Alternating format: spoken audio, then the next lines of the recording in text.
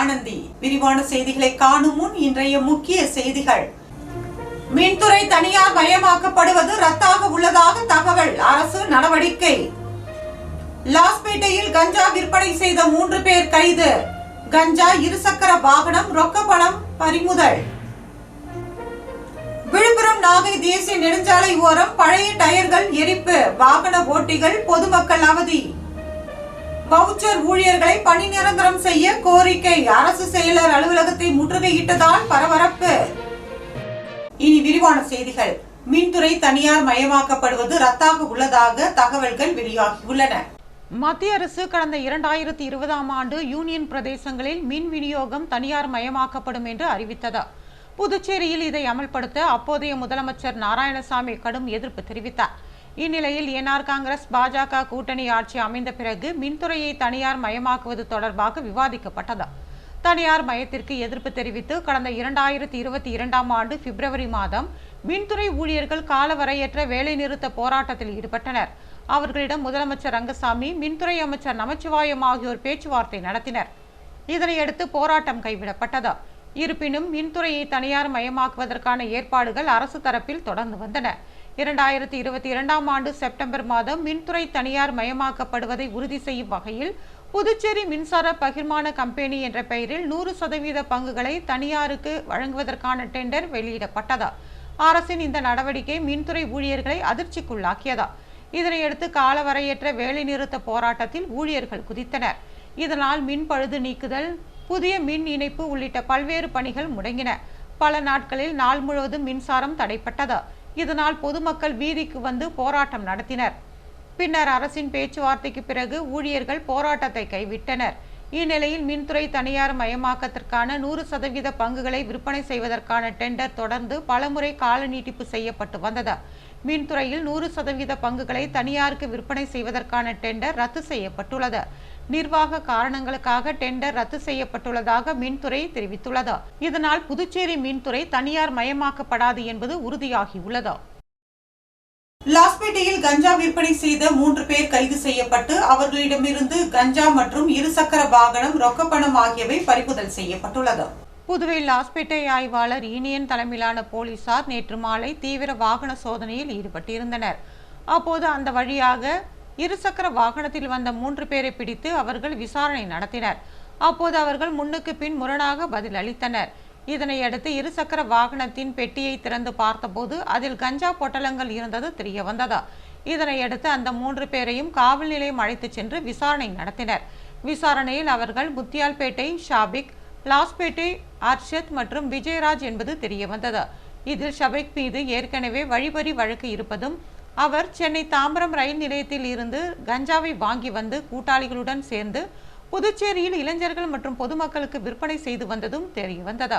தொடர்ந்து 3 பேரையும் போலீசார் கைது செய்தனர். அவர்களிடம் இருந்து 650 கிராம் கஞ்சா, இருசக்கர வாகனம் மற்றும் 12,300 ரூபாய் ரொக்கம் ஆகியவற்றை கைப்பற்றினர்.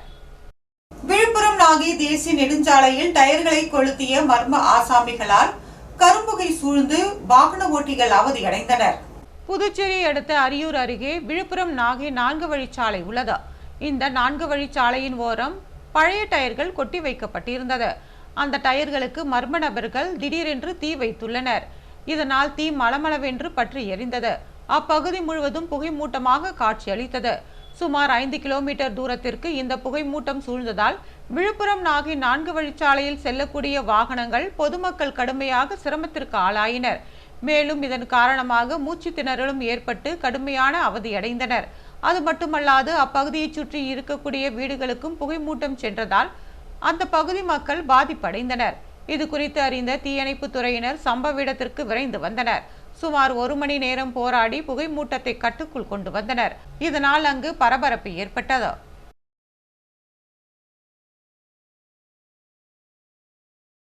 வவுச்சர் ஊழியர்கள் தங்களை பணி நிரந்தரம் செய்ய கோரி அரசு செயலர் அலுவலகத்தை முற்றுகையிட்டதால் பரபரப்பு ஏற்பட்டது. புதுவை, காரைக்கால், மாகே, ஏனாம் உள்ளிட்ட பகுதிகளில் பொதுப்பணித்துறையில் வவுச்சர் ஊழியர்கள் ஒப்பந்த அடிப்படையில் பணியாற்றி வருகின்றனர். 10,000 ரூபாய் ஊதியம் வாங்கி வந்த இவர்களுக்கு 18,000ஆக ஊதியம் உயர்த்தி வழங்கப்பட்டது. இதனிடையே 10 ஆண்டுகளுக்கு மேல் பணிபுரிந்து வரும் வவுச்சர் ஊழியர்களை பணி நிரந்தரம் செய்ய வேண்டும் என்று ஊழியர்கள் கோரிக்கை வைத்த நிலையில் வவுச்சர் ஊழியர்கள் பணி நிரந்தரம் செய்யப்படுவார்கள் என்று முதலமைச்சர் ரங்கசாமி 2 முறை சட்டமன்ற கூட்டத்தொடரில் அறிவித்தார். இந்நிலையில் கதிர்காமம் மருத்துவக் கல்லூரி பான்லே நிறுவனத்தில் பணிபுரியும் ஊழியர்கள் பணி நிரந்தரம் செய்யப்பட்டுள்ளனர். அதன்படி பொதுப்பணித்துறையில் முதலமைச்சர் ரங்கசாமி சட்டப்பேரவையில் அறிவித்தது போல 10 ஆண்டுகளுக்கு மேலாக பணிபுரிந்து வரும் வவுச்சர் ஊழியர்களை பணி நிரந்தரம் செய்ய வேண்டும், பொதுப்பணித்துறையில் உள்ள காலி பணியிடங்களை நிரப்ப வேண்டும் என்பன உள்ளிட்ட கோரிக்கைகளை வலியுறுத்தி 100க்கும் மேற்பட்ட வவுச்சர் ஊழியர்கள் தலைமை செயலகத்தில் உள்ள பொதுப்பணித்துறை செயலர் முத்தம்மா அலுவலகத்தை முற்றுகையிட்டு உள்ளிருப்பு போராட்டத்தில் ஈடுபட்டனர். சம்பவ இடத்திற்கு வந்த போலீசார் போராட்டத்தில் ஈடுபட்டவர்களிடம் அரசு செயலரிடம் பேச்சுவார்த்தைக்கு அழைத்துச் சென்றனர். பணி நிரந்தரம் செய்யப்படும் என்று உறுதி அளித்ததை தொடர்ந்து அவர்கள் போராட்டத்தை கைவிட்டு கலைந்து சென்றனர். பணி நீக்கம் செய்யப்பட்ட ஊழியர்கள் ஆரியபாளையம் சாராய ஆலையை முற்றுகையிட்டு போராட்டத்தில் ஈடுபட்டனர். புதுச்சேரியை அடுத்த ஆரியபாளையம் பகுதியில் அரசுக்கு சொந்தமான வடிசாராய ஆலை உள்ளது. இந்த ஆலையில் கடந்த 2009ஆம் ஆண்டில் 53 ஊழியர்கள் நேரடியாக நியமிக்கப்பட்டு பணி நிரந்தரம் செய்யப்பட்டனர். தொடர்ந்து 14 ஆண்டுகளாக வேலை செய்து வந்த நிலையில் கடந்த 2023இல் 53 ஊழியர்களை எந்தவித அறிவிப்புமின்றி நிர்வாகம் பணி நீக்கம் செய்தது. பணி நீக்கம் செய்யப்பட்ட ஊழியர்கள் தங்களுக்கு மீண்டும் பணி வழங்க கோரி பல்வேறு போராட்டங்களில் ஈடுபட்டு வருகின்றனர். அவர்கள் நீதிமன்றத்தை நாடியவுடன் மீண்டும் பணி அமர்த்துவதாக நிர்வாகம் உறுதியளித்ததாக கூறப்படுகிறது. ஆனால் நிர்வாகம் உறுதியளித்தபடி இதுவரை தங்களுக்கு பணி வழங்காததை கண்டித்தும் நீதிமன்ற உத்தரவை அதிகாரிகள் கண்டுகொள்ளாமல் கிடப்பில் போட்டுள்ளதாக குற்றம் சாட்டியும் தங்களுக்கு மீண்டும் பணி வழங்க வலியுறுத்தியும் ஆலை வளாகத்தில் பணி நீக்கம் செய்யப்பட்ட ஊழியர்கள் தொடர் போராட்டத்தில் ஈடுபட்டனர். நிரந்தர ஊழியர்களை ஆலைக்குள் அனுமதிக்காததால் அந்த பகுதியில் பதற்றமான சூழல் நிலவியது. இதனால் ஏராளமான போலீசார் அங்கு பணியில் குவிக்கப்பட்டனர். பொங்கல் பரிசு தொகை வழங்குவது தொடர்பாக முதலமைச்சர் ரங்கசாமி கவர்னரை நேரில் சந்தித்து ஆலோசித்ததாக கூறப்படுகிறது. தமிழகத்தில் பொங்கல் தொகுப்புடன் 3000 ரூபாய் பரிசு தொகை வழங்கப்படும் என்று முதலமைச்சர் ஸ்டாலின் அறிவித்துள்ளார். புதுச்சேரியில் குடிமைப் பொருள் வழங்கல் துறை சார்பில் 4 கிலோ பச்சரிசி, நெய், பச்சை பருப்பு உள்ளிட்ட 800 ரூபாய் மதிப்பிலான பொருட்கள் கொண்ட பொங்கல் தொகுப்பு வழங்கப்படுகிறது. ஆனால் பொங்கல் பரிசு தொகை அறிவிக்கப்படவில்லை. தமிழகத்தில் பரிசு தொகை அறிவிப்பு வெளியானதை தொடர்ந்து புதுச்சேரி மக்களிடமும் எதிர்பார்ப்பு எழுந்துள்ளது. புதுச்சேரியிலும் பொங்கல் பரிசு தொகை விரைவில் அறிவிக்கப்படும் என உள்துறை அமைச்சர் நமச்சிவாயம் தெரிவித்திருந்தார். இந்நிலையில் முதலமைச்சர் ரங்கசாமி இன்று காலை கவர்னர் மாளிகைக்கு சென்று கவர்னர் கைலாஷ்நாதனுடன் பொங்கல் பரிசு தொகை வழங்குவது தொடர்பாக ஆலோசனை நடத்தினார். அரசிடம் பொங்கல் தொகை வழங்க தேவையான நிதி இல்லை என்றும் இதனால் வேறு திட்டத்திற்கான நிதியை மடைமாற்றம் செய்தால் இந்த பரிசு தொகையை வழங்க முடியும் என்று கவர்னரிடம் முதலமைச்சர் கூறியதாக தெரிகிறது. இதனால் முதலமைச்சர் ரங்கசாமி நேரடியாக கைலாஷ்நாதனுடன் ஆலோசனை நடத்தியுள்ளார். குறைந்தபட்சம் தமிழகத்தை போல 3000 பரிசு தொகை அறிவிக்கப்படும் என்றும் தெரிகிறது. கவர்னர் மாளிகையில் லட்சிய ஜனநாயக கட்சியின் நிர்வாகிகள் கோரிக்கை மனு அளித்துள்ளனர். புதுச்சேரி துணைநிலை ஆளுநர் அலுவலகத்தில் லட்சிய ஜனநாயக கட்சி சார்பில் அந்த கட்சியின் தலைவர் ஜோஸ் சார்லஸ் மார்டின் அறிவுறுத்தலின்படி 3 முக்கிய மனுக்கள் அளிக்கப்பட்டன. கட்சியின் பொதுச் செயலாளர் பிரபாகரன், மாநில செயலாளர்கள் ரவி, ராஜாராம் மற்றும் அனிதா ஆகியோர் இந்த மனுக்களை கவர்னர் மாளிகையில் சமர்ப்பித்தனர். அந்த மனுவில் புதுச்சேரி போலி மருந்து விநியோகம் தொடர்பாக பொது சுகாதாரத்தை பாதுகாத்திடும் வகையில் கடுமையான சட்ட நடவடிக்கைகளை அரசு உடனடியாக எடுக்க வேண்டும் என்று கோரிக்கை விடுக்கப்பட்டிருந்தது. மேலும் புதுச்சேரி அரசு துறைகளில் காலியாக உள்ள பணியிடங்களை நிரப்பவும், வேலைவாய்ப்பு நடவடிக்கைகளை துரிதப்படுத்தவும் விண்ணப்பதாரர்களுக்கு உரிய வயது தளர்வு வழங்க வேண்டும் என்று வலியுறுத்தப்பட்டது. மேலும் இலங்கை கடற்படையினரால் கைது செய்யப்பட்டுள்ள காரைக்கால் மாவட்டத்தை சேர்ந்த 11 மீனவர்களையும் அவர்களது படகுகளையும் உடனடியாக விடுவிக்க மத்திய அரசுடன் இணைந்து கவர்னர் உரிய நடவடிக்கை எடுக்க வேண்டும் என்றும் வலியுறுத்தப்பட்டது. கதிர்காமம் அரசு பள்ளியில் மண்டல அளவிலான அறிவியல் கண்காட்சியை முதலமைச்சர் ரங்கசாமி தொடங்கி வைத்தார். புதுச்சேரி பள்ளி கல்வித்துறை சார்பில் கதிர்காமம் அரசு பெண்கள் மேல்நிலைப் பள்ளியில் மண்டல அளவிலான அறிவியல் கண்காட்சியின் தொடக்க விழா நடைபெற்றது. கல்வித்துறை அமைச்சர் நமச்சிவாயம் முன்னிலையில் முதலமைச்சர் ரங்கசாமி அறிவியல் கண்காட்சியை தொடக்கி வைத்து மாணவர்களின் படைப்புகளை பார்வையிட்டார். புதுச்சேரி மண்டல அளவிலான கண்காட்சியில் மொத்தம் 382 அறிவியல் படைப்புகள் இடம்பெற்றுள்ளன. தொடக்க நிலையில் 85, நடுநிலையில் 121, உயர்நிலையில் 96, மேல்நிலையில் 61 படைப்புகள் காட்சிக்கு வைக்கப்பட்டிருந்தது. பல்வேறு அறிவியல் படைப்புகள் மற்றும் சிறுமிகள் பாதுகாப்பு குறித்தான பேட் டச், குட் டச் விழிப்புணர்வு உள்ளிட்ட பல்வேறு படைப்புகள் மாணவர்கள் மற்றும் ஆசிரியர்களை வெகுவாக கவர்ந்தது. இந்நிகழ்ச்சியில் சபாநாயகர் செல்வம், சட்டமன்ற உறுப்பினர் மற்றும் அரசு துறை அதிகாரிகள் கலந்து கொண்டனர்.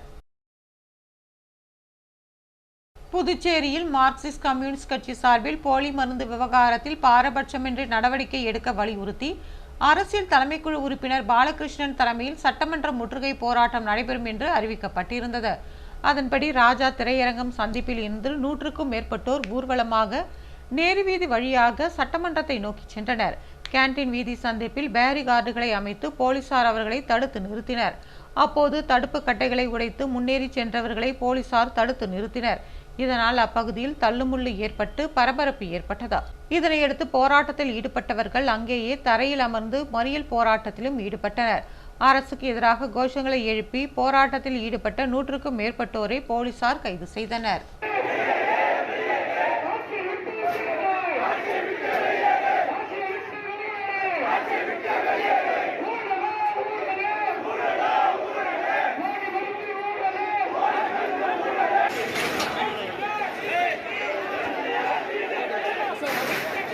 போலி மருந்து விவகாரம் குறித்து கண்டனம் தெரிவித்து மார்க்சிஸ்ட் கம்யூனிஸ்ட் கட்சியினர் போராட்டத்தில் ஈடுபட்டனர். புதுச்சேரியில் போலி மருந்து தயாரித்து நாடு முழுவதும் சப்ளை செய்யப்பட்டிருப்பது மிகப்பெரிய அதிர்வலைகளை ஏற்படுத்தியது. மேலும் இந்த போலி மருந்து விவகாரத்தில் பல ஆயிரம் கோடி மோசடி நடைபெற்றுள்ளதால் கவர்னர் கைலாஷ்நாதன் பரிந்துரையின் பேரில் இந்த வழக்கு சிபிஐ விசாரணைக்கு மாற்றப்பட்டுள்ளது. அதன்படி சிபிஐ தனது விசாரணையை துவக்கியுள்ள நிலையில் புதுச்சேரியில் மொத்த மற்றும் சில்லறை மருந்தகங்கள் இருப்பில் உள்ள மற்றும் இனி வருங்காலங்களில் கொள்முதல் செய்யப்படும் மருந்துகளின் ஒவ்வொரு தொகுப்புகளிலும் ஆய்வக தர அறிக்கை சமர்ப்பிக்கப்பட வேண்டும் என்று அனைத்து மருந்தகங்களுக்கும் மாநில மருந்து கட்டுப்பாட்டுத்துறை அதிரடியாக உத்தரவு பிறப்பித்துள்ளது. அதன்படி அரசின் உத்தரவை ஏற்று புதுச்சேரி மாநில மருந்து வணிகர்கள் சங்கத்தின் சார்பில் அனைத்து மருந்து உற்பத்தி தொழிற்சாலைகள் மற்றும் மருந்து நிறுவனங்களுக்கு புதுச்சேரி அரசு மருந்து கட்டுப்பாட்டுத்துறையின் உத்தரவையும் அவர்கள் கேட்டுள்ள மருந்து ஆய்வக தர சான்றிதழும் சமர்ப்பிக்க வேண்டும் என்று மின்னஞ்சல் அனுப்பப்பட்டுள்ளது. மேலும் இனிவரும் காலங்களில் ஒவ்வொரு மருந்துகளின் நம்பகத்தன்மை இத்தகைய ஆய்வக தர சான்றிதழ் வாயிலாக உறுதிப்படுத்துவதோடு வாடிக்கையாளர்கள் எந்தவித அச்சமும் இன்றி வாங்கிக் கொள்ளலாம் என்று புதுச்சேரி மாநில மருந்து வணிகர்கள் சங்கத்தின் செய்திக்குறிப்பில் தெரிவிக்கப்பட்டுள்ளது. உப்பளம் தொகுதி திமுக இளைஞரணி துணை அமைப்பாளர் வெரோன்ராஜ் சட்டமன்ற உறுப்பினர் அனிபால் கென்னடியை சந்தித்து வாழ்த்து பெற்றார். திமுக இளைஞரணி உப்பளம் தொகுதியின் துணை அமைப்பாளர் பிலிப் வெரோன்ராஜ் இவர் தனது பிறந்த நாளையொட்டி சட்டமன்ற உறுப்பினர் அனிபால் கென்னடியை நேரில் சந்தித்து வாழ்த்து பெற்றார். இந்த சந்திப்பின் போது அனிபால் கென்னடி பிலிப் வெரோன்ராஜின் காரில் கொடியேற்றி வாழ்த்து தெரிவித்தார். அப்போது திமுக நிர்வாகிகள் மற்றும் வெரோன்ராஜின் ஆதரவாளர்கள் உடனிருந்தனர்.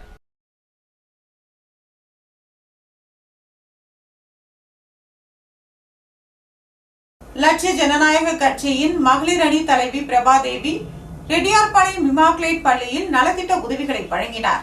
புதுவை உழவர்கரை தொகுதியை சேர்ந்த லட்சிய ஜனநாயக கட்சியின் மாநில மகளிர் அணி தலைவி பிரபாதேவி தொகுதி முழுவதும் ஏழை எளிய மக்களுக்கும் தொகுதி மக்களுக்கும் பள்ளி மாணவ மாணவியருக்கும் பல்வேறு நலத்திட்ட உதவிகளை செய்து வருகிறார். அந்த வகையில் லட்சிய ஜனநாயக கட்சி தலைவர் ஜோஸ் சார்லஸ் மார்டின் ஆலோசனைப்படி லட்சிய ஜனநாயக கட்சி மாநில மகளிர் அணி தலைவி பிரபாதேவி ரெட்டியார்பாளையத்தில் உள்ள இம்மாக்குலேட் ஆர்ட் ஆஃப் மேரி அரசு உதவி பெறும் பள்ளியில் பயிலும் மாணவ மாணவியருக்கு நலத்திட்ட உதவிகளை வழங்கினார். இதனைத் தொடர்ந்து பள்ளி ஊழியர்களிடம் பள்ளி மாணவர்களுக்காக 50 கிலோ சர்க்கரை வழங்கினார். இதனை பள்ளியில் பணிபுரியும் ஆசிரியர்கள் மற்றும் ஊழியர்கள் பெற்றுக்கொண்டனர். களித்தீர்த்தால் குப்பத்தில் உள்ள அரசு கல்லூரியில் ராணுவ நிதி திரட்டும் நிகழ்ச்சி நடைபெற்றது. புதுவை மதகடிப்பட்டு அருகே உள்ள களித்தீர்த்தால் குப்பத்தில் பெருந்தலைவர் காமராஜர் அரசு கலைக்கல்லூரி உள்ளது. இந்த கல்லூரியின் தேசிய மாணவர் தரைப்படை பிரிவு மாணவ மாணவியர் ஆண்டுதோறும் ராணுவ சேமநல நிதி திரட்டுவது வழக்கம். அதன் ஒரு பகுதியாக புதுச்சேரி லாஸ்பேட்டையில் உள்ள தேசிய மாணவர் தரைப்பட தலைமை கர்னல் கமாண்டிங் அதிகாரி மோகன்தேவ் உத்தரவின் பேரில் நிதி திரட்டும் நிகழ்ச்சி கல்லூரியில் நடைபெற்றது. தேசிய மாணவர் தரைப்படை அலுவலர் லெப்டினன்ட் கதிர்வேல் வரவேற்புரையாற்றினார். கல்லூரியின் முதல்வர் கனகவேல் தலைமை தாங்கி கொடிநாள் நிதி அளித்து நிகழ்ச்சியை தொடங்கி வைத்தார். நிகழ்ச்சியில் நபிசு பேதார் அசோக், அவில்தார் அம்பலவாணன் உள்ளிட்டோர் கலந்து கொண்டனர். ஏராளமான தேசிய மாணவர் தரைப்படை பிரிவை சேர்ந்த மாணவ மாணவியர் கலந்து கொண்டு ராணுவ சேமநல நிதியை வசூல் செய்தனர். புதுவையில் இன்றைய தங்கம் மற்றும் வெள்ளி விலை விவரம். தங்கம் 1 கிராம் 12,725 ரூபாய். ஒரு சவரன் தங்கம் 1,01,800 ரூபாய். வெள்ளி 10 கிராம் 2,680 ரூபாய். மீண்டும் இன்றைய முக்கிய செய்திகள். மின்துறை தனியார் மயமாக்கப்படுவது ரத்தாக உள்ளதாக தகவல், அரசு நடவடிக்கை. லாஸ்பேட்டையில் கஞ்சா விற்பனை செய்த 3 பேர் கைது. கஞ்சா, இருசக்கர வாகனம், ரொக்க பணம் பறிமுதல். விழுப்புரம் நாகை தேசிய நெடுஞ்சாலை ஓரம் பழைய டயர்கள் எரிப்பு, வாகன ஓட்டிகள் பொதுமக்கள் அவதி. வவுச்சர் ஊழியர்களை பணி நிரந்தரம் செய்ய கோரிக்கை, அரசு செயலர் அலுவலகத்தை முற்றுகையிட்டதால் பரபரப்பு.